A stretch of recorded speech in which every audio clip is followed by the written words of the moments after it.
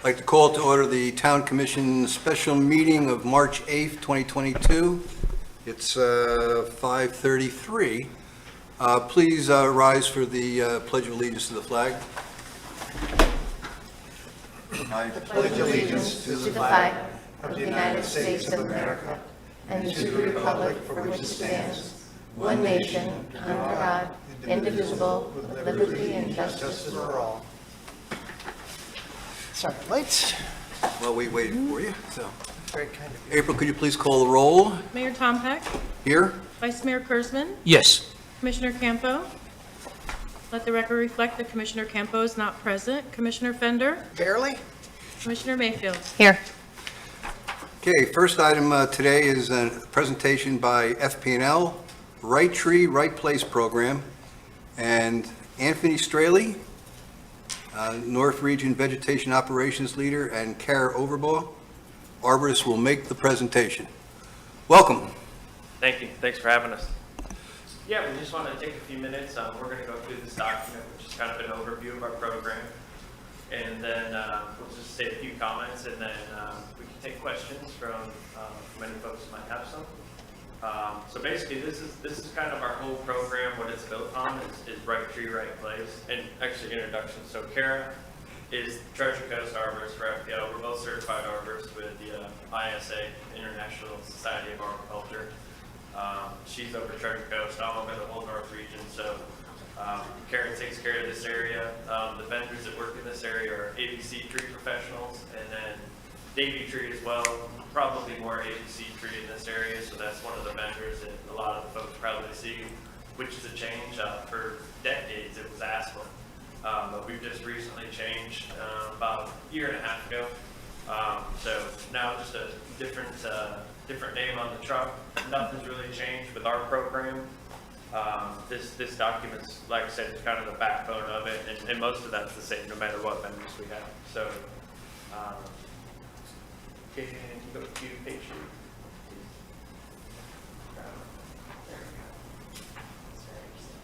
So this explains a little bit about how we trim the trees, which is usually the big question. So this just gives a little bit of an idea about the method behind the madness, why we trim the way we do, why we clear as much as we do. So a big part of it is the placement of the tree, right? So right tree, right place is the backbone. Obviously, we realize there's a lot of trees that are under the lines that we need to deal with. You know, we prefer that the right tree's in the right place, but obviously, like on the south end here with the big banyans and stuff, obviously those trees aren't going to be moved. They were planted years and years and years ago, so that just brings us into the point. Okay, now we've got to deal with them. How do we do that? This is some of the trimming that we do. So a V trim is something you'll see when a tree's directly underneath. Side trim or an L trim is kind of what you see in the left-hand picture there. And then the bottom one there is a good graphic, because what that shows is a lot of times we hear is, why did you take so much? And one of the reasons is, for example, on the main road here, this is called a feeder, and it gets trimmed every 3 years. So the idea is we trim it once every 3 years, so it's a preventative maintenance trim. We don't want to be back every year. Cost effectiveness, also just the health of the tree. We don't want to be trimming on the tree every year. It's better for the tree to trim it on cycles. So just to give you an idea, the feeder along the main road, 3-year cycle. The neighborhood lines are on a 6-year average cycle. So we're not in there nearly as much. You know, most of the visibility is out on that big feeder on the road. So this just shows those first 2 cuts there. Basically saying, you know, you don't want to just cut a branch at any given point, right? There's specific places, which is basically right up against the trunk is where we typically like to take it. So that's where you can see there, pruning cuts should be made just outside the branch collar to respect natural growth patterns and direct future growth away from the power lines. So that does 2 things. It directionally keeps the tree from growing back towards the lines. Also, when you cut that branch right at the stem there, or at the trunk rather, the tree can actually heal that up. And you can see there's actually a bunch of trees. We looked at with a resident down here, and we were showing her on the tree, you know, where correct cuts have been made in the past, and the trees actually close that wound up. It's like a scab. It'll scab over, it keeps out decay and any insects, that kind of stuff. If you cut it where that second red line is in the middle, forever that tree's going to be opened up, and that will not heal up. It's a vector for insects, decay, and it's not something that'll happen next week or next year even. It could be 5 or 10 years down the road when the tree gets stressed from maybe construction or drought or something happens. Now there's an entrance for the insects and decay to get in there, so it can be a delayed process, which is why we always try to make sure we're getting the correct cuts on it right up front on the first time. So we can go to the next one.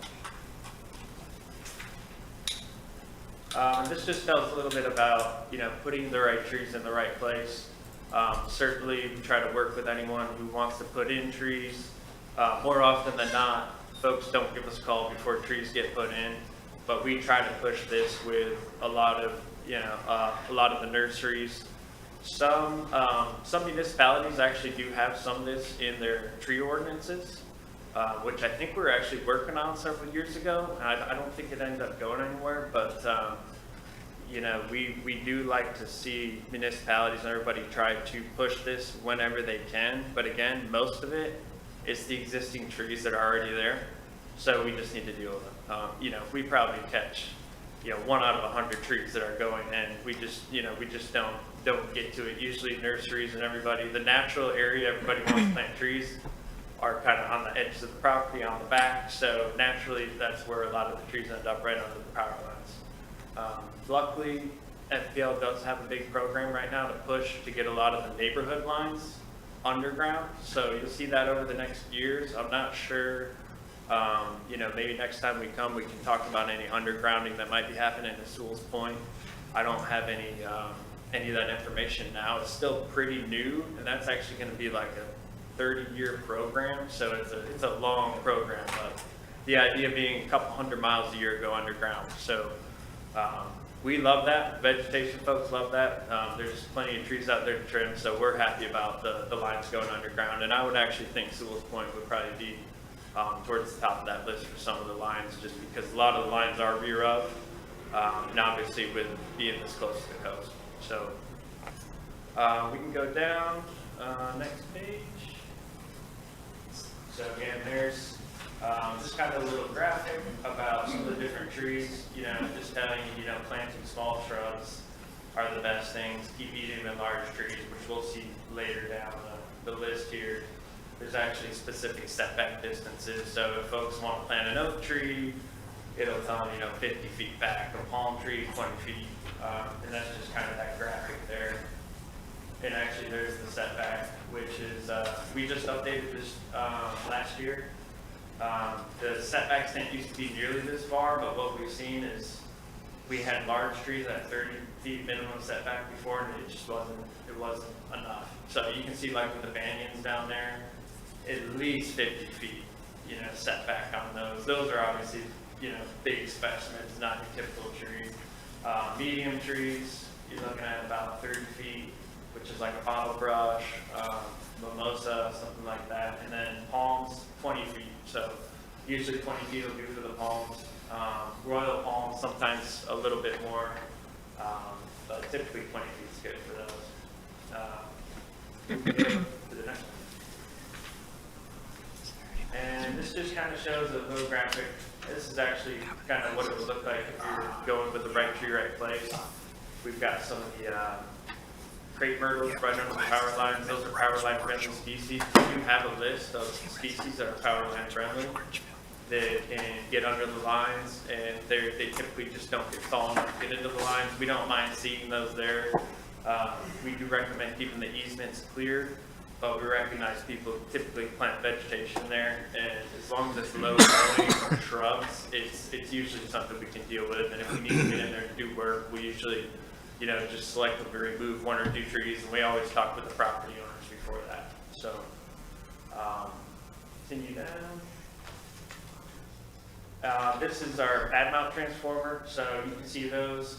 That's for underground, so some of the laterals that are underground, instead of seeing, the can up on the pole, you'll just see the green box. And those are typically supposed to keep a clear zone of 8 feet in the front and then 3 on the sides. It needs 8 feet in the front because that's where they open it up and they can replace anything they need to. We don't really mind people planting shrubs around them. We know people don't like to look at them. Typically, unless we need to get in there, we don't mess around with those. If we need to get in to replace something, we may approach somebody and say, hey, we need to remove some shrubs, but we don't preventatively go out and make sure these are clear, because it could go 10 or 20 years without having to open one of these things. So there's really no point. You know, we don't feel it's a big priority to keep those clear. We can get in when we need to. Then you can just see, oh, go ahead. I was just showing that one graphic. You can just see another thing. A lot of folks, you know, they'll start out with a little sapling like that and not realize, you know, Florida with some of the growth rates, some of the species down here, within 5 or 10 years, you can go from a tree that's head high up to where it's pushing into the lines. So you can go that next one. And again, just the preventative maintenance. So again, typically we try to keep the reactive trimming to the minimum. So typically about 2/3 of the trimming we do, actually a little bit more, is preventative based. And then about 1/3 is reactive. So, and reactive can be anything from a restoration ticket, which is like an outage, or it could be a customer trim request, a trouble ticket. So those are usually driven by customers calling in, hey, you know, I'm seeing a tree that's getting close to the line, can you come check it out? Or, you know, maybe something that they've noticed, you know, seeing kids playing around a tree and they might have a concern, something like that. So we do that. That's our customer trim request program, which is open to anybody, and you'll see the number when we get to the bottom of here, but anybody can place a request online or by phone. Online, you can actually add your own picture now of what you're seeing, and we always come out and inspect them, and typically we'll have about 21 days from the time the customer will request the inspection, and then 21 days for any necessary tree work. So that's typically more long-term. Again, if it's a restoration ticket or something more imminent, we would address that. Some of those are addressed the same day. So, and again, most of it, we focus on that preventative. So it's we do about 15,000 miles every year within the state. So go ahead to the next one. This is just safety outside. So basically what this comes down to is before you dig, call the 811 number, get the locates, make sure you know what's buried where. Obviously looking overhead, but the big one here is really the underground. Usually the lines are deep enough, but again, it depends on where you're at. So we always encourage just call the 811, get the locates. Usually if you call within 2 business days before, they'll get out, they'll mark them for you. So, next. All right, and that's it. There's the number that you can call for a CTR, which is customer trim request, or you can go to fpl.com/trees and you can input it there. So that's just kind of an overview of our program, and just specifically to Sewalls Point. We've basically done all the maintenance trimming this year, so we don't really have anything else planned for the year, which is usually pretty good news, besides any reactive type of stuff. So that might be a customer trim request, or, you know, during the storm season, we might get a tree that breaks out and takes the line down, something like that, something we call non-preventable. You know, there's always those trees that pop up. There's a few palm trees along the north feeder here that we hit every now and then that the residents have been pretty good with us about taking care of. And really the big thing down here that we've realized over the years is just, you know, talking to the folks out there, making sure we try to notify everybody. Nobody wants to be surprised. We know that, so we try to leave the door hanger before we do any trimming. Also, even if it's imminent, where it's something where we need to get in there the same day, we still try to knock and talk and say, hey, this is what we need to do. And we do have a program for the preventative maintenance where we can take any emails, like for city folks and commissioners like yourselves, and we can put you guys on a list, and you'll actually get the buffer map of where we're going to be trimming the preventative maintenance. That's usually about 5 days to a week before the unit starts. and there's a number on there that you guys can call for any concerns. So we'll get everybody's emails on there, and that's usually the notification that goes out to you guys. On top of that, we send letters to all the residents too. So we're usually, hitting them with the door card, also the letter, and then right when we get there, we knock on the door as well. So we try to have that 3 layers, and then the buffer maps for you guys. So again, just notification and just, pre-planning is really the name of the game. We found that as long as we're doing those things, that the complaints go way down and folks can kind of understand what we're doing and kind of sympathize with us. If we're in there surprising people and ended up in people's backyards, of course, people don't like that kind of surprise. And really the trees are folks' property, right? FPL doesn't own any trees. The tree is a person's property, just like it would be their shed or their pool cage or anything like that. So we understand the passion around the trees as I would if it was in my backyard. A lot of these trees are specimen trees in here. We understand that, so we try to work with the residents as best we can. So yeah, that's really what I've got. I just open it up to any questions. Just one quick thing before I go to you, Mr. Fender. I want to also mention that Marshall Critchfield is in the audience today. He's a senior external affairs advisor for FP&L and lives in Sewalls Point. Go ahead, Mr. Fender. Oh, thanks. Hey, thanks for you guys coming out. I appreciate the presentation. Super happy to hear that FPL has arborists on staff, so that's awesome. And happy to have Mr. Critchfield in our residency as well. But you brought a couple of great pieces of information that I didn't know, and so I thought I'd just ask you a few questions about them. Sure. First is you referenced a 3-year cycle. Yeah.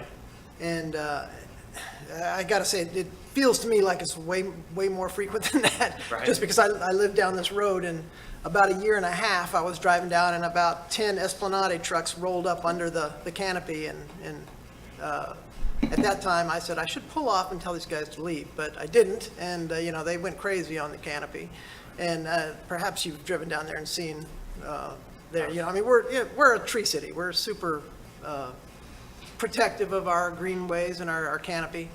So anything we can do to have arborists on staff from FPL to understand the concerns we have for the beautification and the aesthetics of certainly our main thoroughfare. Yeah. But so a couple things about that.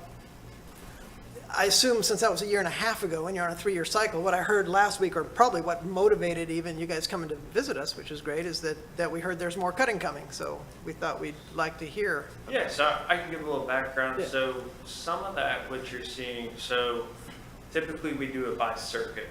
Sewalls Point has about 3 different circuits in it. So they do get trimmed on different time periods. So actually about halfway down the island, the south end of the island is on one circuit. The middle section up to Ocean here is on another one, and then actually the north is on another one. And also 3 years is for preventative. That's not to say there's other types of work we do. So capital improvements, which I think that's probably what Aspen was down here for.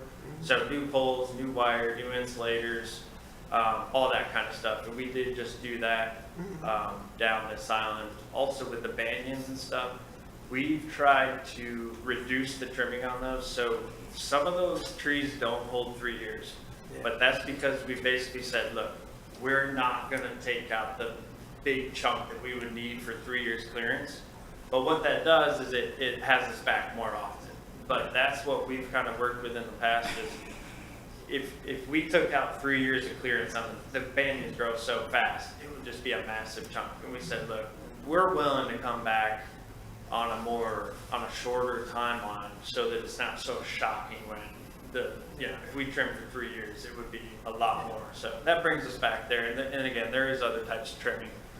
So that's not to say we'll be in here 3 years and then we'll be out of here. There is some other work types. Well, I just compare what we have here versus what is in Old St. Lucie Boulevard. Are you familiar with the canopy on that road? Somewhat, yeah, not as much as. It's worth a visit. It's beautiful first, but those trees are massive and much bigger than our canopy.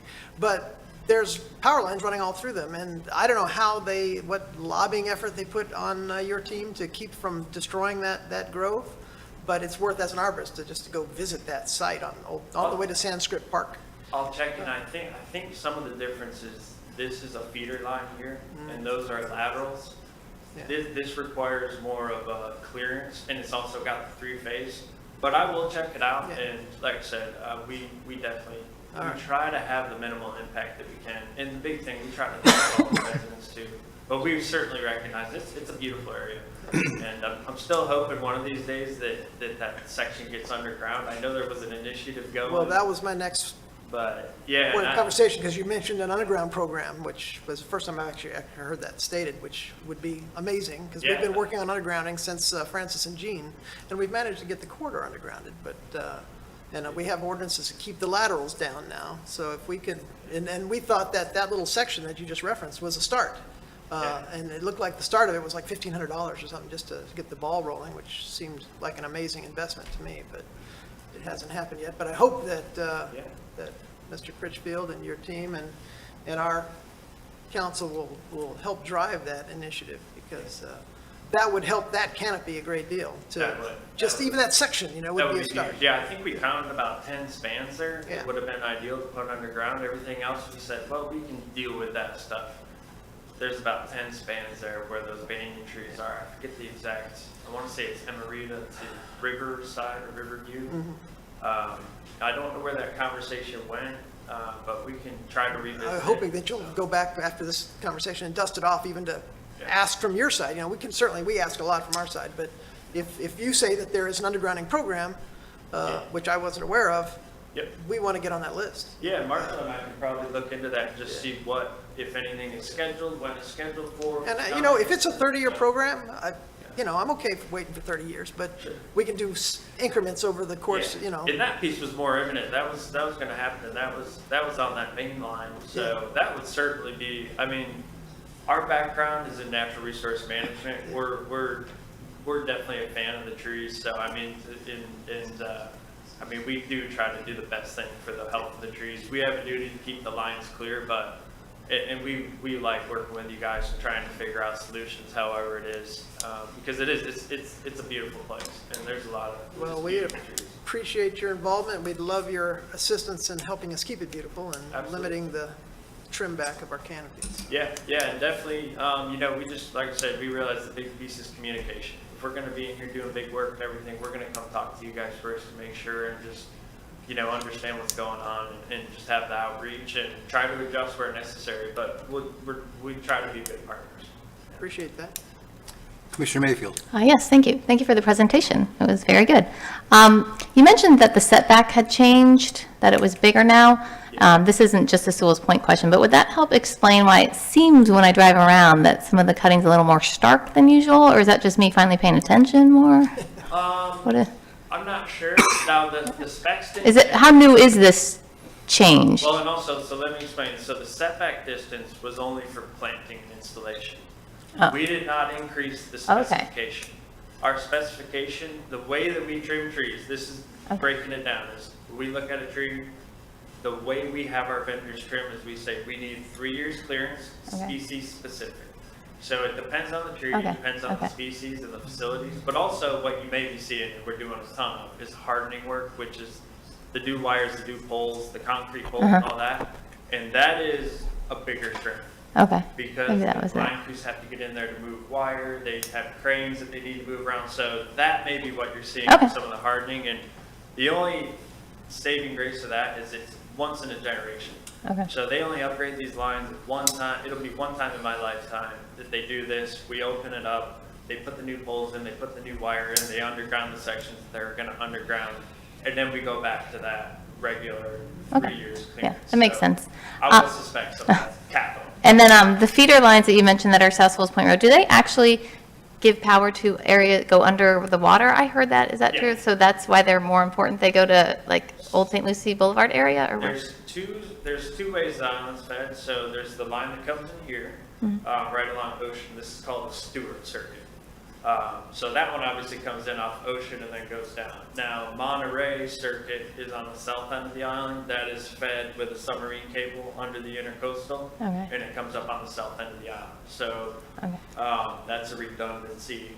In case the submarine cable goes, they can actually feed the whole island with this one, and then vice versa. So You're getting out of my area. I'm getting a little confused, but it sounds great. Yeah, but it does. It serves the whole island, and either one of those can serve the whole island. There's actually a set of switches in the middle. Like if that submarine cable went out, all they'd have to do is put the switches in, and it would light up the whole island. So Okay. it's good. It's a good setup for the Okay. island. So and that's good for storm. Anything underground or underwater is Okay. good for storm. Okay, and last quick question, sorry, Mayor, this will be real quick. You mentioned this underground program that Commissioner Fender is referencing. We had discussed it, we had talked about it, but, it was, the municipality is paying for it. Is that still it's just that you're trying to encourage municipalities to pay for it, so? And let me separate there too. So there's the undergrounding of the 10 spans we were talking about. Now that is separate from the undergrounding program. That was more of a special request, special project. And there was some cost sharing on that, I believe. I wasn't in with exactly what. Now, the undergrounding that like Marshall and I were looking at that's for the neighborhood lines mostly. And that is not Our a shared cost. Correct. I don't believe that is an FPL program, and we're putting it underground. I don't think there's Okay. anything with the municipalities there. Marshall, Just wanted to correct me clarify. if I'm wrong, but that's not a cost sharing thing. That's just Okay, an FPL program. that's what I thought, okay. Yeah. Vice Mayor Kurzman. Yes, the banyan trees, aren't they more resilient? When we had the 3 hurricanes about 20 years ago, I don't recall banyan trees actually falling down. It was mainly oaks and everything else. The banyans withstood everything, all the canopies, and go way back. Yeah, banyans are pretty sturdy. Hopefully the reason why they didn't take it out is they were far enough back. But banyans still, we still trim them back and have to get the clearance on them.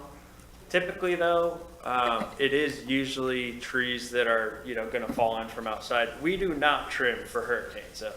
So this preventative maintenance is more aimed at your everyday reliability.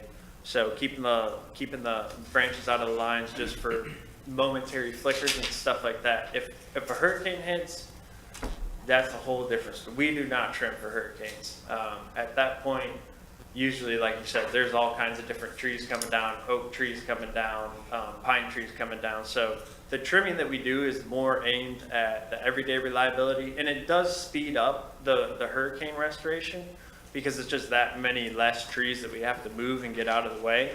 But it's typically not geared towards that hurricane, type trimming. So, but those are resilient trees. I mean, all of these trees along here are extremely resilient and good specimen trees. The other question is why, after all these years, those trees were fine. Nobody ever bugged us about trimming. They were left alone. They look beautiful. It was actually a great presentation when you drive into Sewalls Point. It's one of the first things people see. And everybody said how beautiful it looked. And then suddenly FP&L just did it still looks like a hatchet job, no matter how you're going to put it. I mean, there's no beautification. What? And we don't trim for aesthetics, and we're very transparent. But why was it okay the way it was 5 years ago I'm not sure. and all those years, and nobody ever said a word? It was good, and all of a sudden now it's no good. Why? I've been in Treasure Coast 7 years, and we've trimmed on a cycle since then. So there may be some differences about exactly how much is taken out, or if we were doing another type of work in there. But we've kept those on cycle pretty much the whole time. So I don't know. I can't speak for before I was here, but we've more or less had them on cycle for the last 6 or 7 years. And Dave, I can answer that question for you. The answer is that the PSC got serious about FP&L and all the other utilities trimming trees. So there's PSC requirements that require you to file information on tree trimming every year, how much you've done and what you've done. They didn't, 10 years ago, they weren't that That's a interested good in it. point. It was 05, 06, I think it was Francis, Jean, and Yep. Charlie, right? That was the year that the Public Service Commission said, I think there were people that were out of power for over a month, and the Public Service Commission said, this can't ever happen again. It was a fiasco. What do we need to do? And FPL basically said, well, we need to ramp it up, spend a lot more money and hire a lot more crews and do the preventative. That was the birth of the preventative maintenance program. So typically now we've tried to reduce that time. So even if we have a major hurricane, our restoration time, I mean, under no circumstances would we ever plan on having anybody out that long. And a lot of that's due to that preventative maintenance, just getting the trees back away from the lines.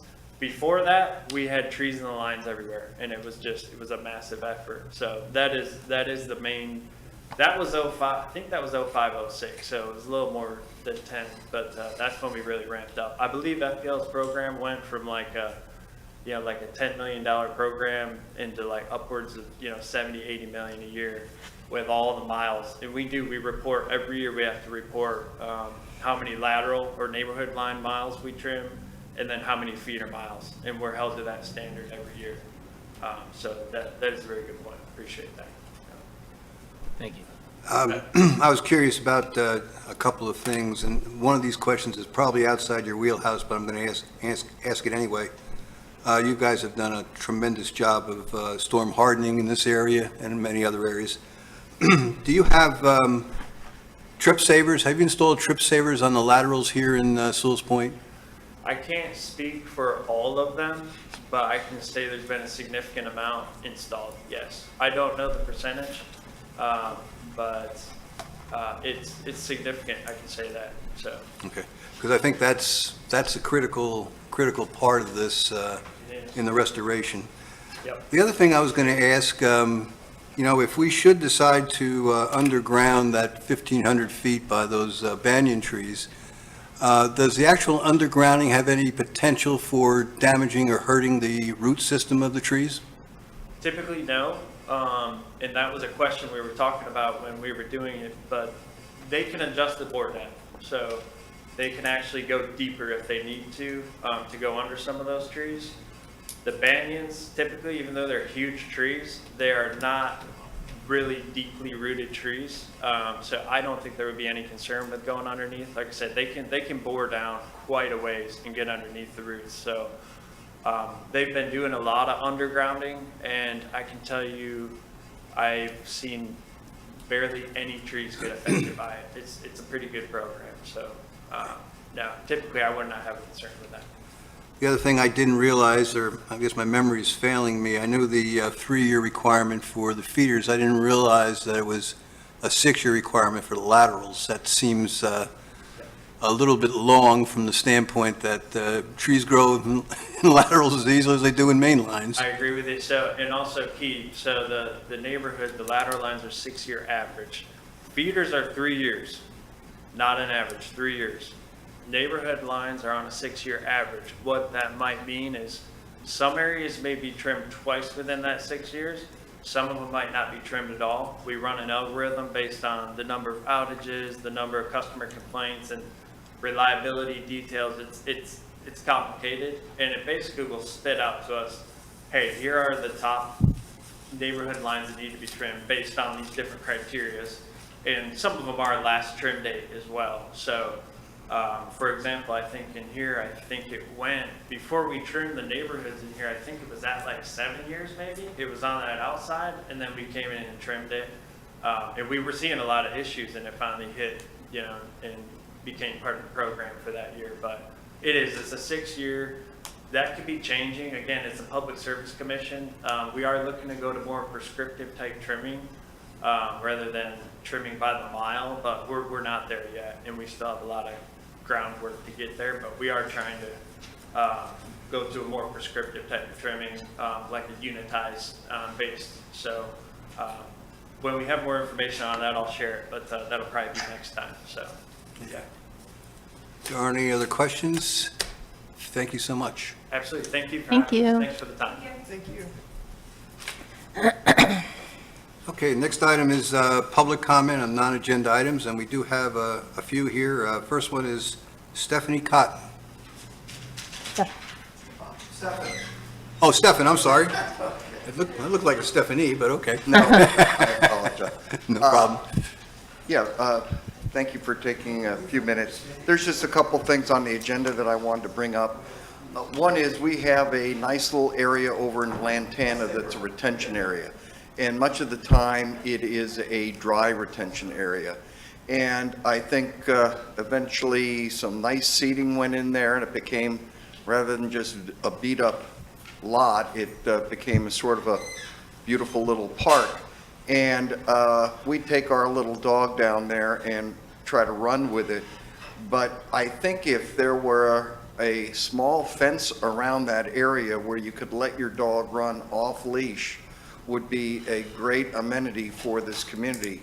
The size of this community not have any place to let your dog run, and quite frankly, very few places in Stewart. And dogs need to run. They're not meant to be on a leash. And I know it's sort of like not in my backyard, but this is Sewalls Point. And Sewalls Point, I don't think we're going to have 100 dogs there, or we're not going to have a bunch of yapping. Our windows are certainly better than they used to be to prevent noise, but I think it adds something that makes our town better. And certainly, we're talking, maybe you divide it in two, a 3-foot fence and a 5-foot fence for bigger dogs versus smaller dogs. But I just think that, you know, for the type of community we are, it's something that we really ought to have. 60% of the people today own a dog. And every community I'm involved in, community development, every community, one of the first things that is designed is the dog park, because it's so critical to where people want to move, to have a place to take their dogs where they can run and just get off leash for a while. Second agenda item is you were talking about the canopy and the nice look, and how important it is to have a nice look coming into this town, and I agree 100%. This is obviously, I've been here since '95. I'm in my second home, and really enjoy living in Sewalls Point, but there's something that really I think is an oversight, and that is our road, our main road. I think it was very nice down by what we did down in toward the end of the island, where it's all nice and clean and you have good drainage, and it really, I think, is deserved of a community that probably went up 30% in the last year and a half alone in value. But how we ignore the maintenance of our common areas on that main road, to me, is embarrassing. I'm just going to, this is just a picture I took yesterday, but this is right across the street. Now imagine riding your bike in this little, this is our bike lane, and coming up to a roots and to, in this condition, I'll just let everybody else see it, but this condition is all up and down. And to me, it's a liability for the city, because if it's a designated biking area, we have to maintain it. And people want to walk. I mean, I just came here, and there's all kinds of people walking with dogs, and they're feared for their life of these cars coming in. And we have 35-mile-an-hour speed limit. And this isn't about the speed limit. This is providing a safe place to bike, walk on our main road. And I know there's a thing, well, take your dog and walk them up the way.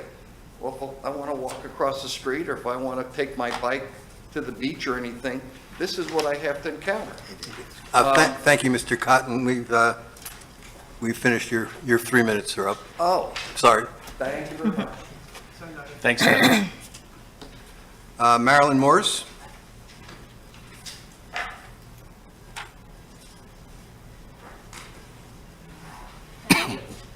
I live on Hillcrest Drive, and I wonder if Florida Power and Light has data on how often there are outages when there are storms or hurricanes. Because I'm asking mostly about the lateral between Hillcrest Drive and Palmetto. There are quite a few vines that are on transformers and on that street. And what do you do when the neighbors refuse to let them, come on? Supposed to address the I know this is an issue on Palmetto.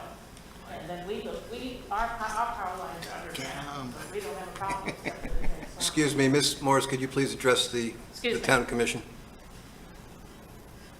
We don't have a problem necessarily on Hillcrest, except when there's a storm, because on Palmetto, the transformers and the vines that are on those transformers are choking the lines, and often residents will not let anyone on their property to trim. This has been a continuing problem, as far as I know, from from people on Hillcrest and Palmetto. And I just wondered if there were any data on how often we've had power outages and what Florida Power and Light could do about asking to come onto a property to trim properly. Thank you. Thank you. Say hi to your brother-in-law for us. Thank you. Next is John Nemi. He was the mayor.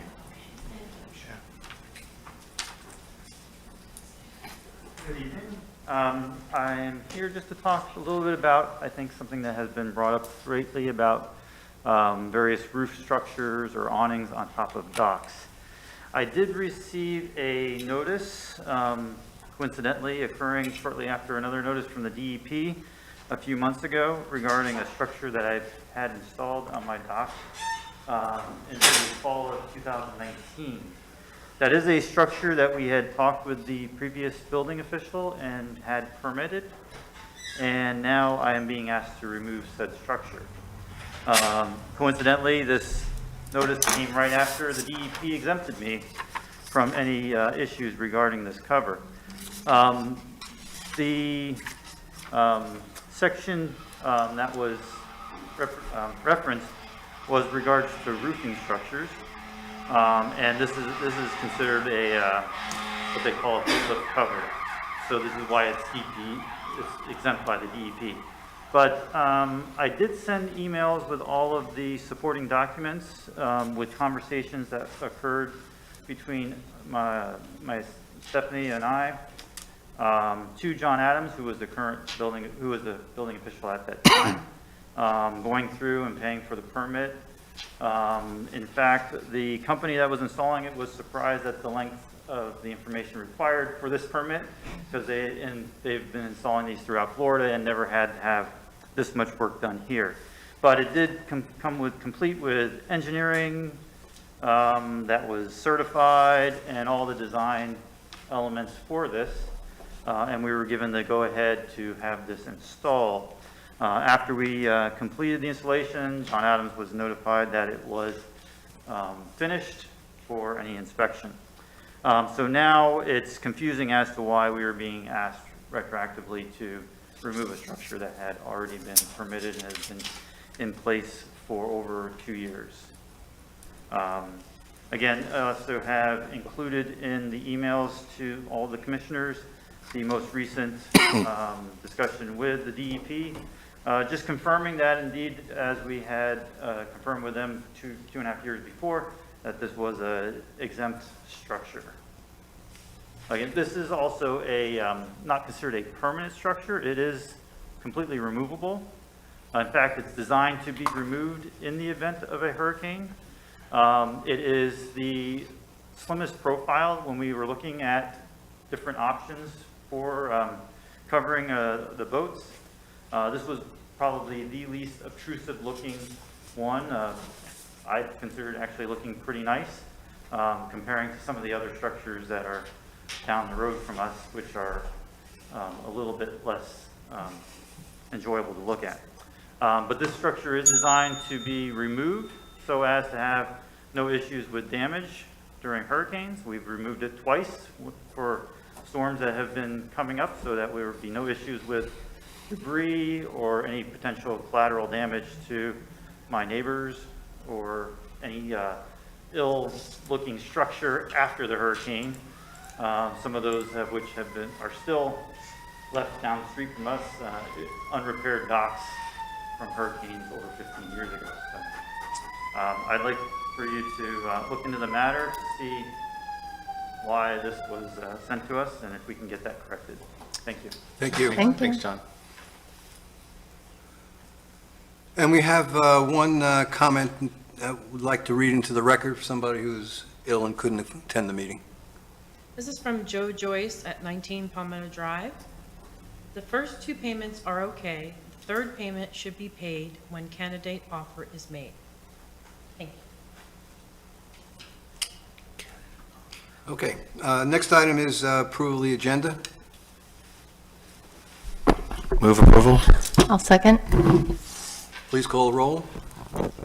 Let the record reflect that Commissioner Campo has arrived at 6:06 PM to the meeting. Vice Mayor Kurzman, Yes. Commissioner Campo, Here. Commissioner Fender, Here. Commissioner Mayfield, Yes. Mayor Tompak. Yes. Okay, the next item is, It wasn't roll call. I'm confusing you all. next item is the Yes. town manager search, and Mr. Hudson, would you go ahead and introduce the item? Yes, sir. You had previously requested to invite the Mercer Group to speak with the board, and it was, I was told to communicate it with a strong level of interest to them. And so Donna Higginbotham is here representing the Mercer Group, and so I'll let her take over from here. Welcome. Welcome. Good evening, Mayor Tompak, Commissioners. It's a privilege to stand before you this evening, and I thank you for inviting me to attend your meeting. If we could advance to page 4. In the first couple of pages, I just simply sent a letter based upon my experience. My late husband was a city manager for over 30 years, and he was well-known in the state of Florida, and so having served 5 cities, Surfside, Madeira Beach, Melbourne Beach, and we were brought to the city of Gainesville in 1984. So we've been around the state. We know Florida. I was in the private sector. Somebody had to have a real job. Or a steady job. So I could support him in Good the comeback. lifestyle to which he had become accustomed. And so when he retired from city management in 2010, I formed a company called Mercer Group Florida. Did you catch that I said I formed? And so I allowed him to work for me. And then when I retired from my career and in training and in recruitment in the private sector for over 20 years, I joined him full-time. Little did we know that 5 months after my retirement, he would be diagnosed with cancer with no warning signs. And 11 months later, he passed. And his wish all along, he said, Donna, if anything ever happens to me, I want you to take this over because you're better at reading the tea leaves than I've ever been. So to that point, I took it over full-time after he passed. I love every minute of it. I've been all over the state of Florida in the last almost 5 years. My most recent recruitments have been 5 recruitments in different capacities for the town of Hollywood. I recruited the village manager for Palmetto Bay. And last spring, I did the city manager for the beautiful city of Fort Myers. Little did I know that you have a little slice of paradise on the East Coast called Sewalls Point. This is a beautiful area. I have never had the privilege of being in this area of the state, and it was just lovely. I know exactly what your residents are talking about, the canopies coming into town. It is beautiful. This is paradise. I would be honored to do your recruitment. So moved. I want to talk about my 7-step process. Many firms will tell you that they have a database. Well, a database of candidates is only good for about 30 days because any candidates that are really, really good candidates, they're going to find something in those 30 days. They're going to be snatched up by another city. I do have a database based on my recruitments, based on my advertising, my social media. I have Facebook, I have Twitter, I have Instagram. I advertise through ICMA, Florida League of Cities, FCCMA, and with that, I have an outreach of over 15,000 people that I can reach with my advertising. And that will be based upon the position analysis that I will do those advertisements. I would like to meet with each of you individually, and whether we do that face-to-face or whether we do it over Zoom calls or over the phone, I know that many of you have other careers, and I will work that into the schedule as well. I'll meet with you in the evenings, make those phone calls, Zoom calls, however works best for you. And I want to talk to you about what you want in your next town manager. What are you looking for? Do you want that person to actually live in Sewalls Point? Or are you okay with them living within a certain area outside? I know real estate prices in this area are skyrocketing, as they are everywhere in Florida. Everyone wants to come to Florida. My recruitment process, I like to advertise for 30 days. Don't want to extend it too far, but if we make it too short, we're just not going to capture all the candidates that we could. I personally read every single resume that comes in. I don't farm that out to anyone. I contract a couple of the services that we need, but I read every resume. I do every Zoom call with potential candidates. I just did a couple this morning for another city that we're closing out their ads are closed out on Friday. I'm actually working for the town of Jupiter. And those ads close this Friday. And then within about 10 days, I'll present my recommendations for further consideration. And they will narrow down that list of 8 to 10 candidates to probably 3 to 5 that they wish to bring into the town. And you will do the same. I'll give you a list of those top candidates. We don't want to take time away from your staff who are already hardworking at their particular expertise. And so that's why you hire a recruiter, so that we can go through those resumes and determine according to your wishes what you are looking for in your next town manager. I will screen all of those candidates. I'm going to go eyeball to eyeball with each one of them. I'll do an internet research. I will do every search that I can on that candidate without their permission. Once we get to the finalist stage, then we'll do a background search of their driving record, their criminal history, their credit reports, their educational verification. We'll call their references. Now those, if you're looking, and I know everybody looks at the budget, if you're looking to cut a few of those expenses, there are ways that we can cut those expenses by only doing the background searches on the 3 that you may want to bring into town, or you can make an offer to the next town manager candidate and we do that background search on the final candidate. Those background searches run about $400 per candidate. So that would help saving expenses. During that interview process, bringing them to Sewalls Point, I will help you with that. I'm going to be there every step of the way. I don't know if each of you have my card at this point. That's my personal number, my personal cell phone that's in my bag right now. You can call, you can text, you can email me on that, whatever you need to do. I'm here for you.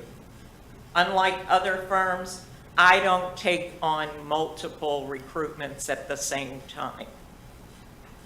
I'm not going to take 4 or 5 at the same time. Right now, the only other search that I'm doing is the town of Jupiter, and as I told you, their advertising ends this Friday. We're over the big hump, and then they will be brought into town within the next 3 weeks. So I can easily coordinate that with the town of Sewalls Point. I'm also here to help in negotiations with your next town manager for your town manager contract. I'm with you each step of the way. Let me back up a minute. I will help you with those interviews. I have a list of questions that you will want to ask of all of your candidates, and I recommend that you ask all the candidates the same question. So you have a line, a reference of how each one is answering those. You will also have from me, when they have reached that finalist stage, I'm going to ask each one of them to write their 30, 60, 90-day plan as they would enter Sewalls Point as the next town manager. I'm going to talk to each of you what you see as the opportunities and challenges that the next town manager will meet here in Sewalls Point. And I'm going to ask those candidates to write and document how they perceive those opportunities and challenges and how they would approach those coming into the town. I guarantee my work if for any reason that your candidate that is selected as your next town manager for any reason leaves within the first 12 months, I will redo the search for expenses only. I'm never going to touch that candidate. Once I place them here, you can count on it. It says I have a 2-year off limits, but I'm never going to go after that candidate to place them in another city. That's just the way I work. I want all of my placements to be successful, and I want my mayor and council and commissioners to be happy, and I'm always available. Once that recruitment ends, keep in touch. Please do. As I said, my fees are pretty bare bones. If you have contacted any of the other recruitment firms that are there, you'll note that I'm at least 25% lower than most of them. I'm going to spend your money like I spend mine, and I'm pretty frugal. So, at this point, I will turn that over to you. Do you have any questions for me? Oh, I'm sure we've got some questions. I bet you do. Commissioner Mayfield. Yes, just one little question. Under the guarantees, number 9, resume, and you did a great presentation, by the way, thank you. Resume floating, what is that? I couldn't, what do you mean by float? We will not float resumes to organizations. It means that we don't just ask for resumes to come in and say, I may have a position here, I may have a position there, send me your resume. And I never ask for any fees for any candidates. Okay, I only work for you. okay, okay, thank you. I have a couple of quick questions. What would be your recommendation for the town commission conducting interviews?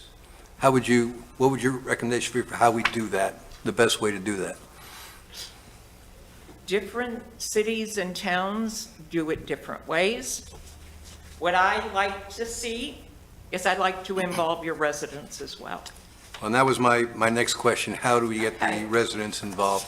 When you bring your top 3, top 5 candidates to Sewalls Point, I would recommend that the first evening that we have a meet and greet and let the residents come out and meet the candidates and just talk with them one-on-one. Have cookies and coffee and just a nice casual evening, nothing formal, just a meet and greet. And then the next day, I would hope that we could schedule individual meetings with each of you, with each of the candidates. I have a pretty good schedule down pat, depending on whether you want 3 candidates or whether you want 5, and we'll just do a round robin. So the chief will take the candidates one-on-one around the town, show them the area, and then there will be one-on-one interviews with each of you.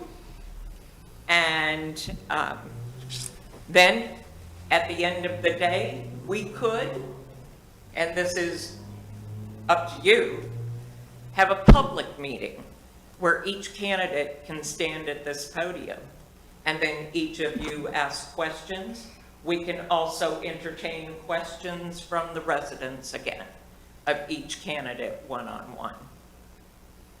I would recommend that You then call a special meeting the next day, and you select your new town manager. Thank you. Any other questions from the commission? Okay. Oh, I'm sorry. Commissioner I just Campbell. want to refer to Commissioner Fender, who had some creative tools that we used prior and didn't know if you wanted to run that past the Mercer Group to make sure that that was Sure. in compliance with their techniques, because I found them effective, but I know some people don't like them. Yeah, so I'm just wondering, perhaps on that point, do you use any sort of screening tools as you weigh your candidates? Typically, in my small business, we use a system called HR Avatar, which is, takes a little while. It's kind of both a personality assessment and a Competency. Is it competency? competency questionnaire. And it gives us some quantitative scoring, both in writing skills and math skills and things, based on whatever the typical job is. In this case, it's management and leadership type. But I wonder if you've seen those tools, or you have any that you... I am not familiar with that tool, and I currently do not use any of those tools, but I would be open to working with you on that. Sure. There's probably a lot of them out there. The one I use is HR Avatar, but you can probably just Google some. Whenever. Commissioner Campo. Yeah, and unless there's any other comments, I'd like to move that we hire the Mercer Group at their fee of $18,000, put her to work. I'll second. Commissioner Mayfield, Discussion. you have a comment? Yeah, just a little discussion. I hadn't been set on the best way to go about this or what I thought would be the best way, and I was open to, I had kind of thought about the ICMA option and the volunteer, but the price is reasonable, and the time that has passed since speaking with our interim town manager and realizing just how much this town does have going on with our projects, particularly the road project and all the grants, I really think it is the most valuable thing for the town and the most cost-effective, since your prices seem to be reasonable, to have his time spent on running the town and handling these projects and learning it, and go with your services. So I just wanted to give an explanation as to why I'm going to vote the way I'm going to vote. Okay, maybe I have a question for interim town manager. Do we need to formally approve the form of the contract for the next item and then approve the resolution, as opposed to what the current motion is for? Well, I think you can approve both in the same motion and leave it to the attorney to make any minor adjustments to the form of the contract. That's pretty much our standard form. There's a couple of minor differences on the timing of payments, but that's easily worked out. So I would recommend doing it as one motion to approve the form of the contract and the resolution at the same time. Basically, the resolution approves the contract, so. Right, so So I'll amend my motion to include the approval of resolution number 932. is there a second for that? I'll second I'll it. second it. Does it need to be read? Doesn't the attorney? I was just. Oh, sorry. Sorry, Mayor. Would you please read resolution number 932? Sure. A resolution of the Town Commission of the Town of Sewalls Point, Florida, approving the award of the contract for executive recruitment services for the recruitment of a town manager, approving the contract form, authorizing the interim town manager and the town attorney to negotiate the contract and revise accordingly, and authorizing the mayor to sign the final form of the contract, providing for conflicts, severability, and an effective date, and for other purposes. Thank you. Is there any further discussion? Please call the roll. Commissioner Campo? Aye. Commissioner Fender? Aye.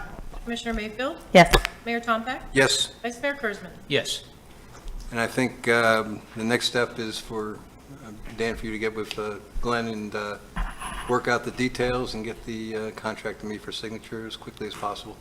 Happy to do that. All right. Thanks, Donna. Welcome aboard. Yes, Look thank forward to you. working with you. I look forward Yes. to working with all of you. This is a partnership. What a great benefit that she's working with Jupiter right now. Yeah, that's what I was You know, thinking too. that's a bonus. We're gonna swap this up, so. The next item is new business and the town committee status report. Mr. Hudson, would you explain the item? Yes, sir. A couple of meetings ago, the commission asked for just basically a brief report on the various committees that you have operating, and you have the report. I'm just going to briefly go over it, not read the entire thing. First, these are alphabetic order, so there's that's the only order that they're in. First is the Board of Zoning Adjustment. The Board of Zoning Adjustment handles minor variances on properties, and they don't meet a lot, but they are active, so they're there, they're appointed, and they're ready to act whenever a matter comes before them. Another one is the Charter Review Committee, and the charter is kind of like the constitution of the town, and it calls for you to reevaluate the charter every 10 years. The record reflects that you have been doing that. You are in compliance. The last time it was addressed was in 2018, so you're within the normal 10-year time frame. Doesn't stop you from initiating a charter amendment in between, but you're in compliance. Next is just one that's been briefly discussed in the brief period of time I've been associated with the town, and the idea of a citizens advisory committee. There's no committees like this presently. Normally, whenever you get an advisory committee, you want to give them a specific set of parameters that they want to look at, like a particular task or a project. The Code Enforcement Board.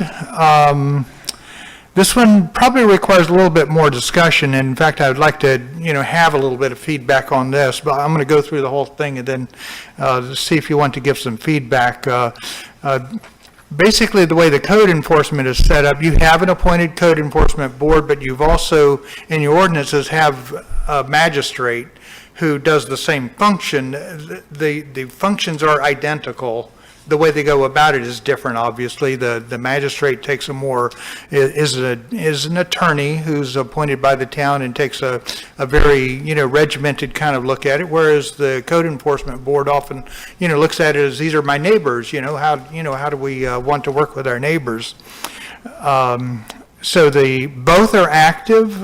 What I've found in my just conversation and looking at the records is that this past year in 2021, the Code Enforcement Board met, I think it was 2 times, and then the magistrate met 5 times in various hearings. So they're both active. I'm told, however, that before this past year, really, we had very few code enforcement cases actually prosecuted. It was rare because the town's typical philosophy that you like in code enforcement is you want compliance. You want people to just simply, comply with the rules of the town, and so not have to enforce it.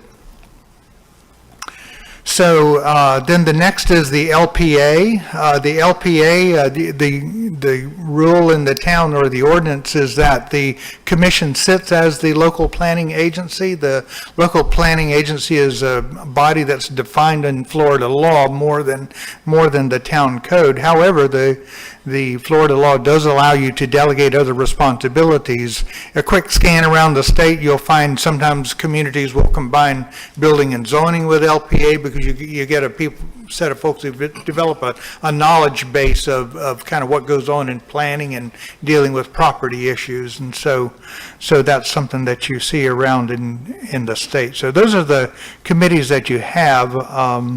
We are at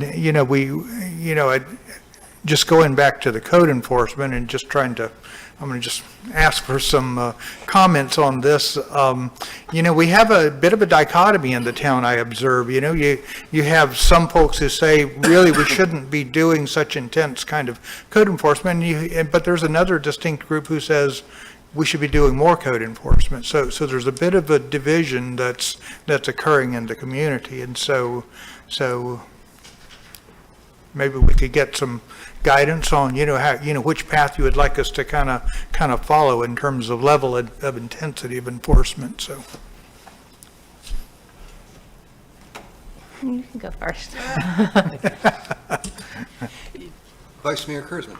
Yes, I think one of the big issues is, and I've heard this from several residents, they don't want this to turn into another part of Martin County where you see trailers, boats, jacked up pickups, work vehicles in front of your home, somebody else's home, or as you're driving to your home.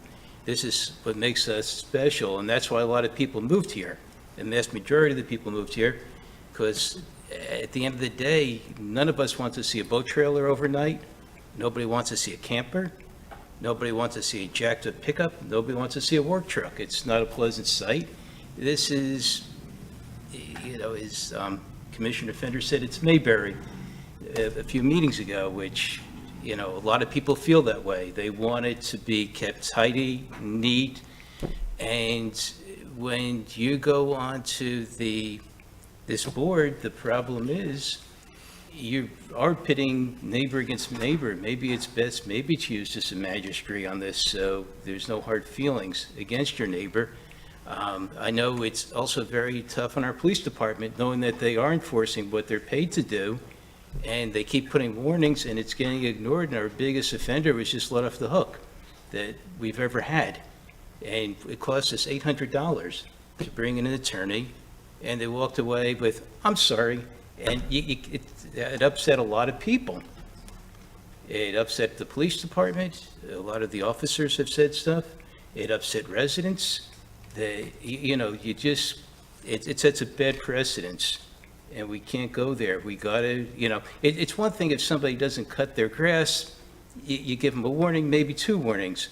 That's one thing, but when you're going ahead and you're putting trailers and your work vehicles, boats, and stuff like that, night after night, and you just ignore the police department, I got an issue with that. And I think everybody, and most people in this town do.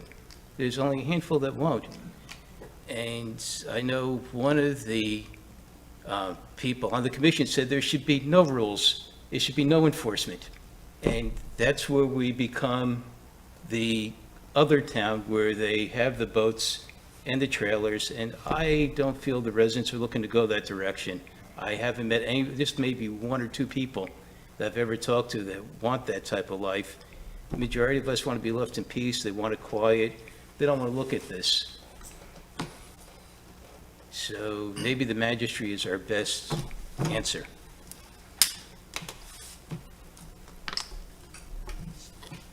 Commissioner Mayfield. Yes. I think, to Vice Mayor Kurzman's point, I agree that in theory, we shouldn't really have codes and ordinances that we can't or won't enforce. And I think if they're there, we should be doing our best efforts, what's reasonable to, get compliance. The way it's written for providing for both a CEB and a special magistrate, I'm not sure that it warrants a change on our point. I still like the town manager deciding, but I think that, for tough cases, leave it to the town manager's discretion. I think that the magistrate serves a great purpose and that it makes it an independent third party because, code enforcement can get people upset, rightly so. They're getting in trouble. And so I think that that's hard to have your neighbors say, saying, stop doing that. So I see the value of the special magistrate, but I like to leave it the way it is and have the town manager use their discernment as to when to employ either option. I think I agree with you on that because, if it's a case where there's a relatively minor code problem, maybe the CEB can handle that. If it's somebody who decides just to clear cut his entire lot, we need to get the magistrate in here and take care of that, so. Yeah, or repeat offenders, or repeat people offenders, who something are like really that. having a hard time following the code, then the magistrate can make it much more, less personal and matter of fact, so. And can I ask one more thing about the charter review, or town manager, do you want me to wait till? You had mentioned about asking about the code enforcement board in particular, and Yeah. I'm going to switch subjects, so. Whenever Okay. you're ready to Okay. talk about it, I'm curious, and reading that, you said the commission considered the charter in April 2018. What does that consist of? What is considering? I wasn't on the commission then. What does that mean? Like you just read it, everybody reads it and say we want to make a change, or is that? there apparently was an action to look into something, and then it was rescinded, and so there was no action taken. Okay. And so it was basically, if you think about it in terms of somebody making a motion and then there's nothing, no second, so that's probably the best way to describe it. Okay. So. I I see, believe I was there. yeah, that would be great. Right, I think, well, Maybe change Well, Yeah. let me go to Mr. Campo first. I can't shed any light on April 2018. I don't remember what I had for lunch yesterday. No, I don't remember it being considered. It may have been loosely discussed, but I don't think it Yeah, was any, yeah, I mean, if you're going to do a real charter review, yeah. you put together a group and you look at all the different sections of the charter and decide if there's something that maybe you want to look at or look at in more detail. It's not just looking at one particular area of the charter. You want to do a complete Right. charter review. Right. I don't know if that was done in 2018 or not. I think if anything, it was election year, it was 4 years ago, and I think it may have had to do with residency, whether someone needs to own a home or have a Okay. lease versus like being a roommate of someone, okay, or maybe a child Okay. of someone. okay, And I think it was discussed in the city of Stewart, as an example, you need to live in the city of Stewart for a year before you file for office. okay. So I think it was in that context of, Kind of a limited review. Yeah, Yeah. the record is very thin. Yeah, I agree. That was not my recollection. Yeah. that's, you know, but so further from that, I'll focus on the Code Enforcement Board. You know, George Orwell said, you know, all animals are equal, but some are more equal than others. And I think all codes are equal, but some codes are more equal than others. And to touch on Dave's, trailers, boats, and jacked-up trucks are more equal than others. I mean, that is something that there's a strong sentiment against that, and I know Kaya did such a courageous job of tiptoeing into and increasing the pickup trucks, and the big scream was, the next thing is boats and RVs in everyone's front yard. I think we're all very sensitive to that. I can also say, I've lived in the town for 22 years, and it used to be that if you didn't bring your garbage can in, I mean, you would get a notice on your front door. I got notices on the windshield of my car when I left my garage door open. And I would come out in the morning, and there was a notice. A police officer was in my garage during the night and put a notice on my windshield wiper. Now, they might have thought that was a courteous thing to do. But if I went out there to grab an extra beer or something and saw that, I would freak out. So the codes that are most important, I think, are trailers, boats, and jacked-up trucks in people's front yards. And I think as far as the Code Enforcement Board, I may have been the one that kind of initiated this a couple of months ago to have discussion of the general agenda items, so I'll kind of take a step back from just the Code Enforcement Board, and that is in the context of there was a lot of uproar with our former manager and the intensity of the code enforcement, as well as other intense situations. And there was a lot of discussion about more community involvement and citizens have more say. And I'm all for that, especially with committees that already have their infrastructure and their authority, rooted in our ordinances. So before we start creating new boards that are nebulous and difficult to get around, and then it needs to be assigned to a staff person, I think what I'd like to see is a summary like this, and it would be up to the mayor if you wanted to do this with a next mayor's message, or if we send out a newsletter, to say, hey, we want more citizen involvement. Here are some areas that you might want to volunteer. And you may have to do sunshine, you may be subject to sunshine and financial disclosure. We're all volunteering here. Let's jump right in. For people to show up and not get the information and the background of all of these meetings and the 700-page, agenda items, and then show up at the meeting right before the second reading of an ordinance and think that they're going to pop up on a citizens advisory committee when they don't have all that background, I don't think is really a proper service. So I'd like to see some, information distributed to the community that, hey, do you want to get more involved? We want more involvement. There are some committees that you can volunteer for, or get in line for, or be a volunteer for. I think it gets more buy-in from the community.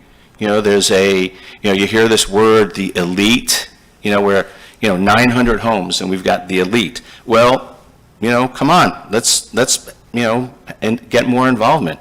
And I would say specifically on the LPA, I do not think should be the same as the town commission. If folks want to get involved, we need the help. We need the help. We don't need just like, hey, catch me in the parking lot or at Fresh Market, on $2.99 chicken and chuck Tuesdays. I mean, it's a madhouse in there anyway. I got enough problems getting in and out of there. No, I'm just joking. But if you want to get involved, we've got the infrastructure to do that. We need help. We need help. And I think that it's a concentration of power, and I think that many people looked at the former manager and something like that and drew conclusions, and I would say, let's separate them. Let's separate the LPA from the town commission. Let's get more volunteers. Let's get more buy-in so that everyone feels like they have a vested interest and they have skin in the game, because without that, there's mistrust. And we've seen what happens with mistrust. It gets out of control. So I think that we should direct staff or have the next communication that goes out, like a newsletter, to have a little blurb and say, hey, we need some help getting more involved. And we've already got the memo put together. I think generally, I like Mayberry. I like the police showing up at someone's door should be when there's a complaint from a neighbor, not just because it's Sunday and it's a slow day and, we want to like put everyone on boat patrol or something like that. Not to say that it happens, but I think it should be complaint-driven, not let's keep everybody active at their jobs. And I think that's the flavor of the Mayberry feel, rather than being heavy-handed, because that is the flavor. And I think, at the end of the day, I think that's one of the issues with the former manager. She really didn't absorb who we are as a community. And that comes across now as a commission. We have to absorb all that. So I would like to have the LPA divided from the town commission. Commissioner Fender. So I think I really turned my light on just because there was question about the charter and what happened. But I like your complaint-driven approach myself, honestly. How it manifests itself, I'm probably pretty flexible on. But to your question about what happened, my recollection is that we are under charter to review the charter every 10 years, and the time came, and I think, I remember you being more vocal in wanting to review it more intensely than everybody else, and my sense was that everybody thought, charter seems to be working, and we talked about it. That was our 10-year review. We're comfortable with the way it was, no action required, and it tabled. I mean, there was discussion. There wasn't a review. There was a discussion of should we go through with fine-tooth comb, and folks said no. And it said it wasn't required because it seemed to be functioning. That was my recollection of the. That seems logical. Commissioner Mayfield. Yes, town manager, for the LPA, it says the town code designates the commission as the LPA. So if there were to be any action with the LPA, would it require that we change our code first? Yes, it would require an ordinance change to separate them out and create a set of parameters for them. Okay. And then,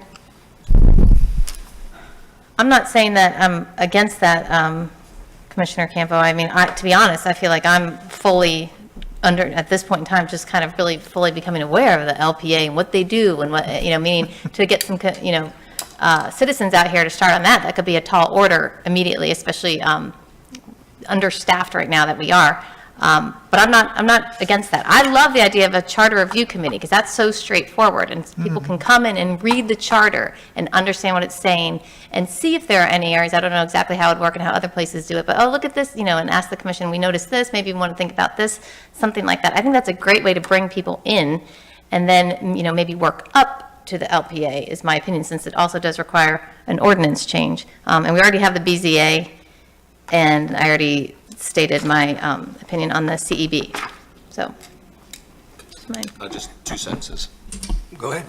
One suggestion might be if the communication and description of these committees go out to the community, and you might field volunteers. If anyone is interested in a particular committee, let us know. And if we get, 600 people for the Charter Review Committee, then I think, we do that. If we get no one that wants to be on the LPA, then we leave it the way it is. But let's throw it out there and say, hey, we're open. We need help. We're open. Let's bring it in. There's no elitism here.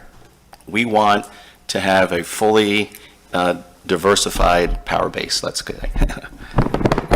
And I appreciate I've been looking for ideas for what to write in the newsletter, so this came in at a perfect time, and I appreciate that. It's already written. And what better way to say, we want your involvement? Okay. We do have one public comment. Kathy, do you want to?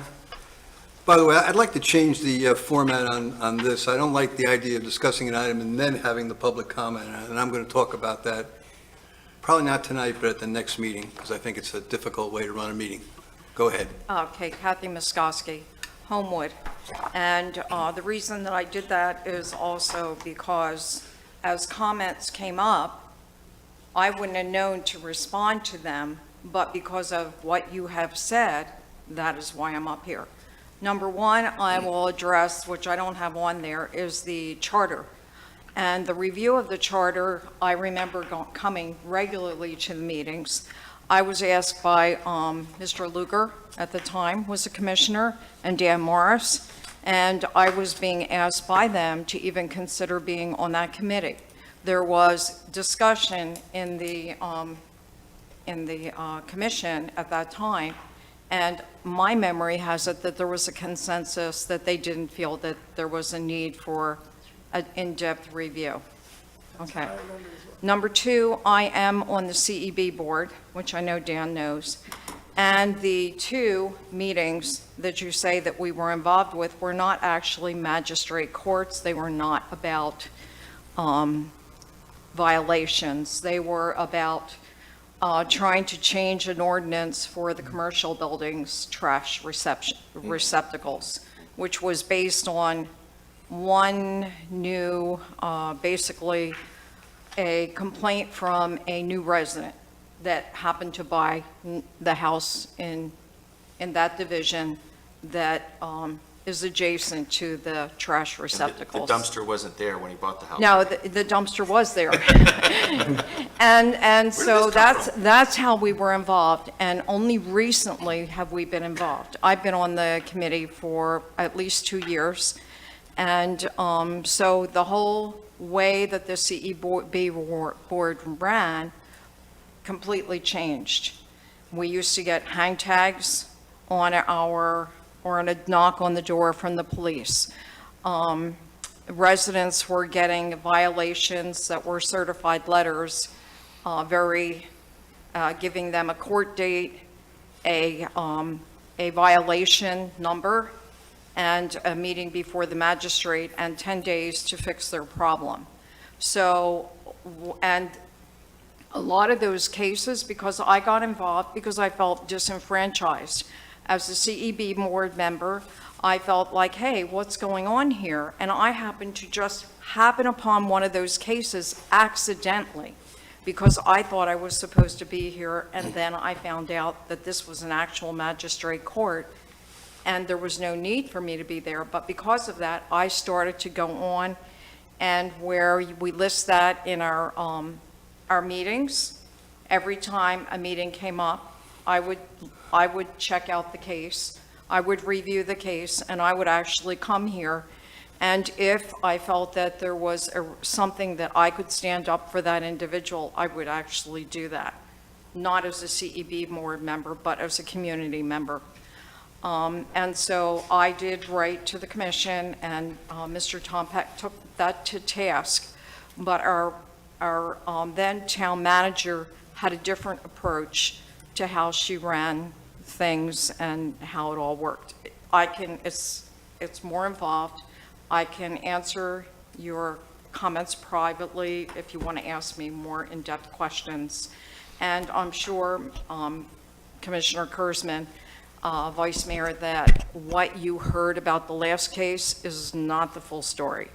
Okay, so, and I agree. I think that it's very often can be complaint-driven, and that our neighbors, we have more of the heart, and I think we were losing that with the way it was being run.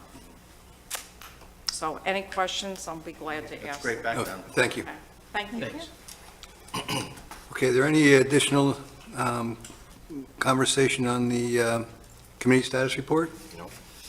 If not, we will move on to staff closing comments. Mr. Hudson. Just one quick comment. I think you've probably noticed that we've been removing some of the lucite shields around Town Hall, and I didn't remove these, but I'll leave that up to you individually. If you don't mind sharing the airspace with your neighbors, you can take them down, and so we'll store them away for future use. Okay. Any That's it. any commissioner comments? Mr. Campo. I've got several. One is, I'm ready to remove the barriers, because I like to look at y'all, and I like to look at your lips and your expression, and you're such beautiful people. So I'm ready, but I don't want my preferences to make anyone uncomfortable. I do think that Ms. Morris needs to know that the FPL folks have been clearing the vines and going into people's backyards, and they do it. I mean, they knock on the door, but they go in. So maybe she could be given some information about that, or put in touch with the FPL folks. I mean, they were going through everyone's backyard. Stephen Cotton talked about something that, I came in at the tail end, but I think we should consider, when we move ahead with the road, Sewalls Point Road, that we should consider continuing to widen the shoulders. If you look at the right-of-way on the side of the roads, gives us room for a little bit more breathing room. When you see moms walking dogs, pushing kids in carriages, carriages, strollers, that scares me. And we were able to get some breathing room down by High Point for the first phase. And there was some inconsistencies in the right-of-way. But the way I remember it, maybe you all remember, is we had more space once we moved forward.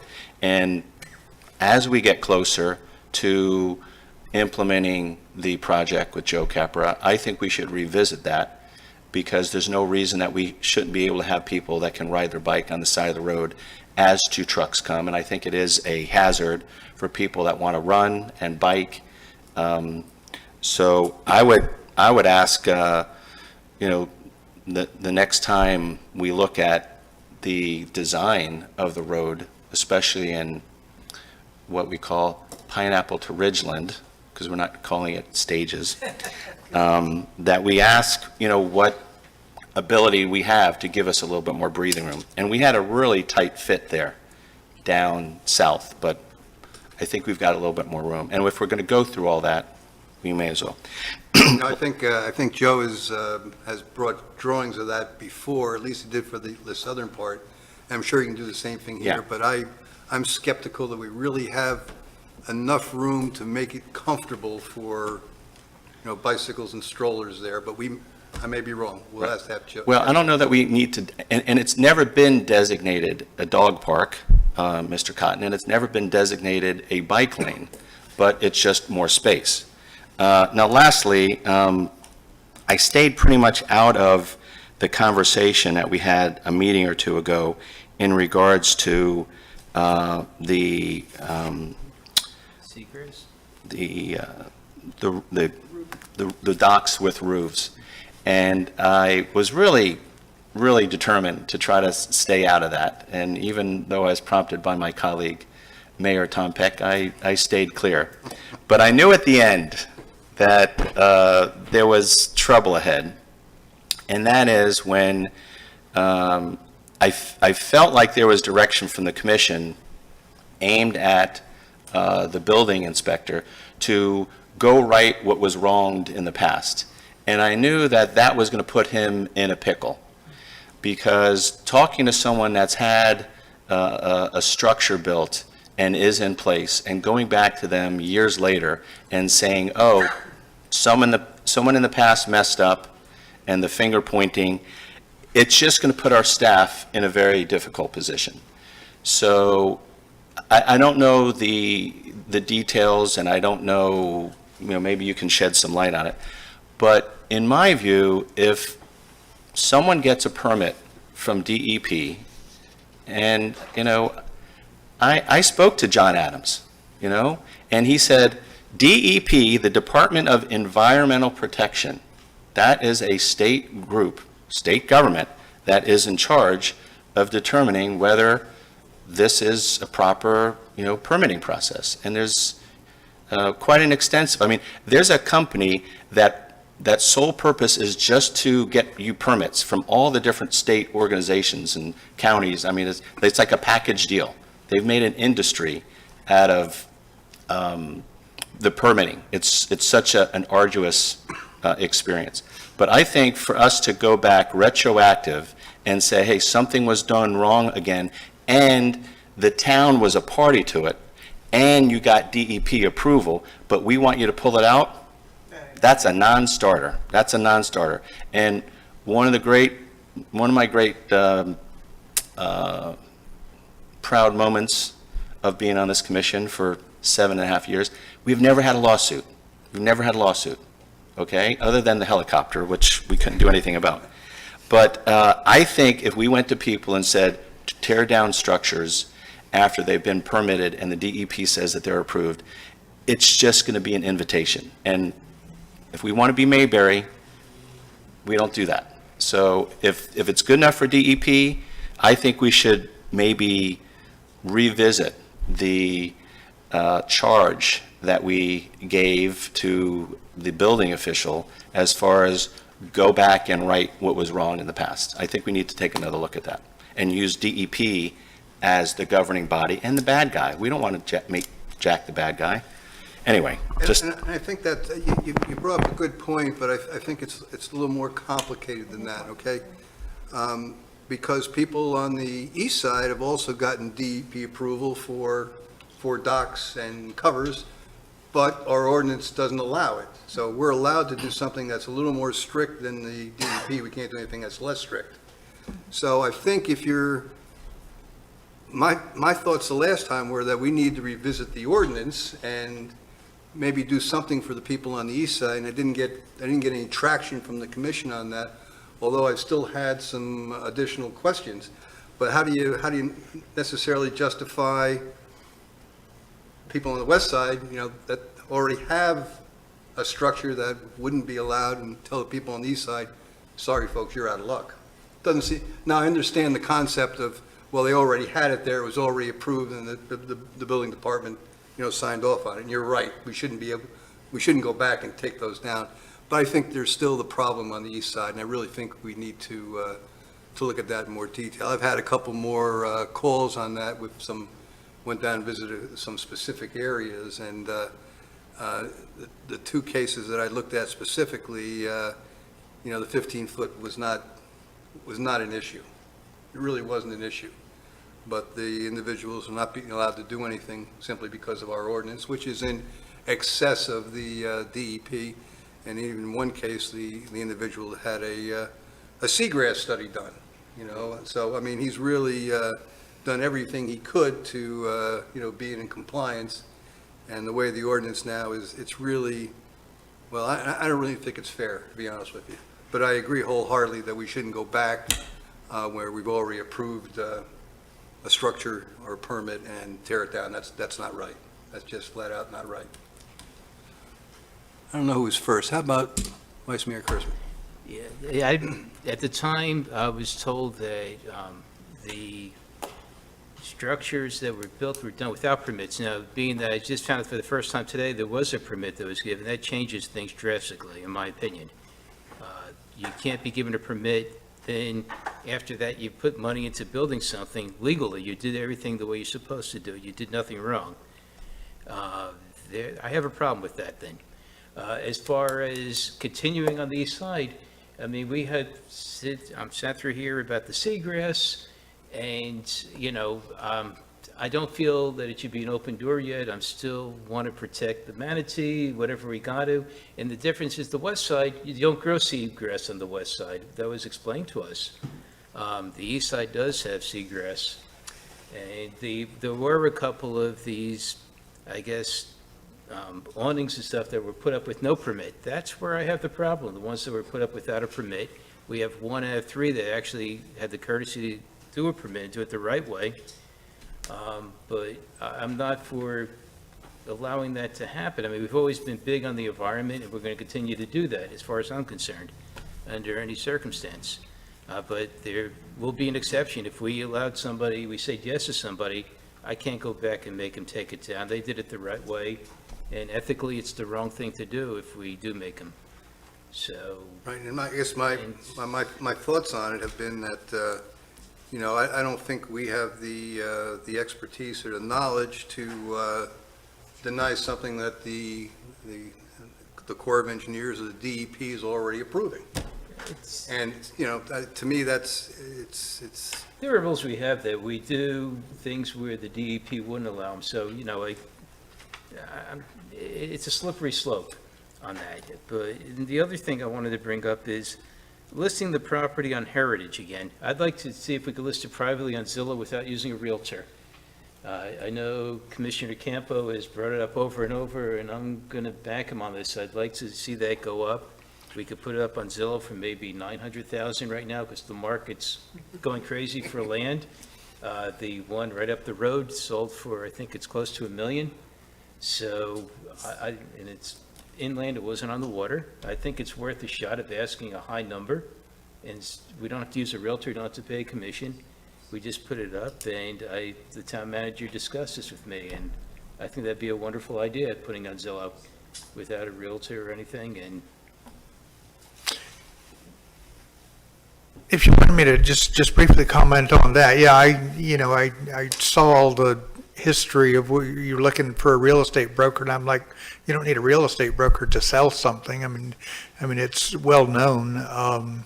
We might want to think about, rather than putting a price on it, just asking for invitations to bid or something like that. It's a disposal of public property, so there will be a formal process that we need to follow to do it, but I do think it's something that could be done in-house, so. Good to know. if you could look into that for us, what we can do, if you could look further into that. Yeah, we'll bring back a report of some type, yeah, sure. Because it's come up on my list in talking to people, so. Commissioner Fender. So just since you set the tone, I'll make comments on some of those things as well. Starting with the docks, I completely agree. And then I don't actually, maybe I remember the interaction differently, but I didn't get the sense we were giving Jack the marching orders to go back and permitted structures. Maybe we did, and I just didn't realize it. My assumption was what I thought Commissioner Kurtzman said, which was we were rectifying the non-permitted situations, but what my sense at the end of the conversation is that we didn't feel compelled to change the ordinance that was already existing on the books historically. So my thought is we actually did nothing, and if someone was permitted in the old ordinance structure, to me, they're still permitted, and there should be no impact to those existing structures. And I would assume this is analogous to the gentleman that has a house covering his bus, which is completely out of compliance, but we're not telling him to take it down. I mean, at some point in history, he managed to get that structure built and permitted, I assume. But if there are people building docks right now that are putting in permits to apply to them, they should follow the pretty clear diagram that Jack applied provided us and also live within the ordinances that the town provides. Mm. So I feel like the Namies are, he said he had permits, I believe him. Assuming that, if that's the case. Could I just jump in quickly, because I think the town manager could enlighten us on there was some action on the part of the town. I just think that, Well, I had my button for a while. yeah, I know, but I just think that if we knew what the staff has done to maybe start this. I wanted to jump in because I was the one who said, you guys are all alluding to it, I'm okay saying I was the one, yes, I think that the people who are not in compliance, because the mayor did bring it to our attention numerous times. It wasn't an item that was, near and dear to my heart. I hadn't heard from residents personally. I said I was open to making changes because it seemed reasonable and it did seem to be a problem. And then, like he said, there was no traction, it didn't take off. And so then, because we had this problem that there's a resident asking to do one and saying, well, these people have it, how come I can't? I think it was what, I was like, okay, well, whoever is out of compliance, then they should be brought into compliance if we're going to stick with the ordinance the way it is. So yes, it could be brought back up for discussion because I do think it wouldn't be coming up this much if it wasn't an issue. And there was one, I think, who wasn't permitted, and there one that was permitted, and I think they're the ones that were permitted. So yes, I agree. This is the town's mistake, and that, it never should have been permitted. If you're permitted, right? I think the permit was given erroneously because that ordinance. Given nonetheless. That's what I'm agreeing with you. Yeah, I'm saying yes, I agree with them. They did the correct, they took the right avenues, and they did what they were supposed to do. It was allowed to be built. We should not go saying they need to take it down. The other one is more of an issue because I don't believe that one was properly permitted. Anyways, so that's why we had said what we had said. I'm open to discussing it again, if this is an issue to other people, but that's my recollections. Thank you. Commissioner Campo? No, I'm not. No, oh, I'm done. go ahead. Commissioner Fender? That's all right. So since we're talking about that, I actually have a couple other comments, but since we're on the permitting issue, I did actually have a conversation with the DEP today. They called me and I talked to them, not about this issue, about another. And I feel about this issue the same way. People should follow the permitting process, and the permitting process should be duly, I'll say, difficult in cases where the environment is at impact and the public is has the potential of being harmed. And we've been joking about the seagrass and the manatees, but septic encroachment is also super important. And so I've been very tight-lipped about this for a long time, but we're to the point now where we're about to have building on the Hammerhead Peninsula. And so I think that permitting process should be a legal and fair process, but I think it should be completely studied, the environmental impact of the property being built at the end of that peninsula out in the middle of the Indian River Lagoon estuary. And can I ask you a question? Do you think that the Corps of Engineers and the DEP provide that type of assurance? If they've approved something, shouldn't we be convinced that they've Yes. protected the environment and we shouldn't? Absolutely. That's why I talked to DEP today. Okay. And I expect that, I hope that they will do their job and their due diligence, and they will require the amount of study required to ensure that property, which, by the way, will require a septic tank out at the end of that peninsula, right next to Bird Island, and, so I'm just stating out here now that in public for the first time that I oppose that activity, so, and I'm sure the gentleman who owns it's a very nice man, and, but I think it's an impact to our community and the fragility of our southern peninsula and our waterways. That said, I would hope that they would follow the legal process of getting proper permits, and if the permits are granted, he should build the house he wants to build. Although people in the past have also tried to build houses there and failed, and so that should also be duly noted as well. So, anyway. Okay, can I ask one quick question? I'm not done, but yes, sure. I'm sorry, go ahead. No, go ahead. Commissioner Campo talked about taking the partitions down, but I didn't hear any other concurrence. Is anybody against it? Tear down this. The partition? We can take it down. You okay? Frank, you okay with it? Okay, you can You can remove the partition before the next. Super. Putin wants to reunite the USSR. We want to tear down this wall. I was gonna say, it's time to find a new foe for a change. I had to figure out how to bring Ukraine into something. Yeah, exactly. Anyways, so just, you brought up the point of, you brought up the point of the dog park and the bike lane. So I was gonna tell, Stefan, that, I assume that the process is underway to expand the Widening the road. widening the pedestrian portion of that road, because it's already been done on phase one, or the High Point to, what do we call, High Point to Schools Meadow? Yeah.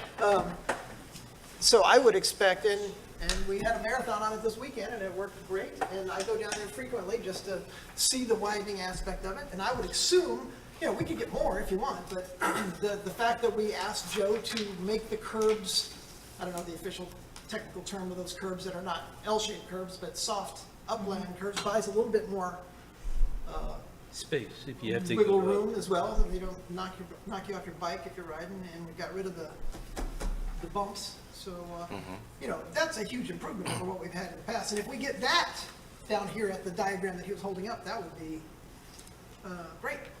But I think the things he's asking for are not unreasonable. The dog park's a little dicey, because the question is, how do you surround the dog park? I have a little dog that I take him down to Haney Creek. That's a long way to go. I'd love to take my dog to the space that he's requiring. But I would be concerned about the edging, you know, the aesthetic view of it. And I think you could probably overcome that with some bushes, as opposed to just a chain link fence, which would look a little cheesy in our neighborhood. But if you surrounded it with a hedge, that would be super nice, you know, and I'd be all for it. And I'll talk to Stefan about it as well, because I think some of the stuff he's asked for is in process and not unreasonable. Okay, any other commission comments? Do I have a motion to adjourn? Motion made. I'll second. Meeting's adjourned.